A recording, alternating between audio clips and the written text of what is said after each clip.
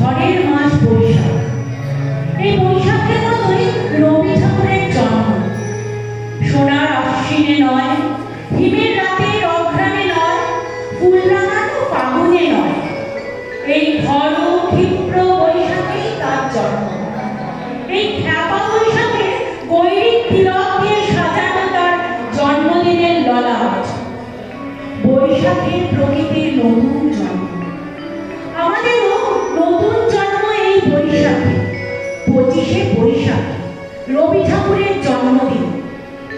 দেখতে হয় না ক্যালেন্ডার, জিজ্ঞেস করতে হয় না তারিখটা কবে।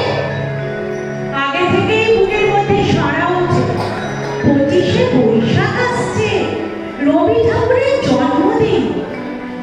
কাজের ক্লান্ত অবসরে মনের মধ্যে চলে সেই 4টে লাইন।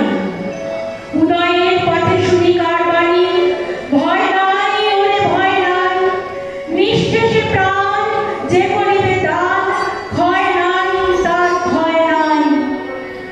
শুধু কি ক্লান্ত অবসরে রবীন্দ্রনাথ?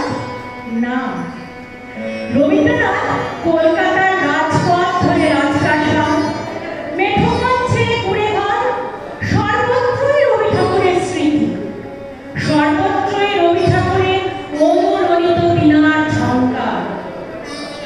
আকাশে, মাটিতে, মনে এত যে বৃষ্টি পড়ে তার ছন্দ রবি ঠাকুরের।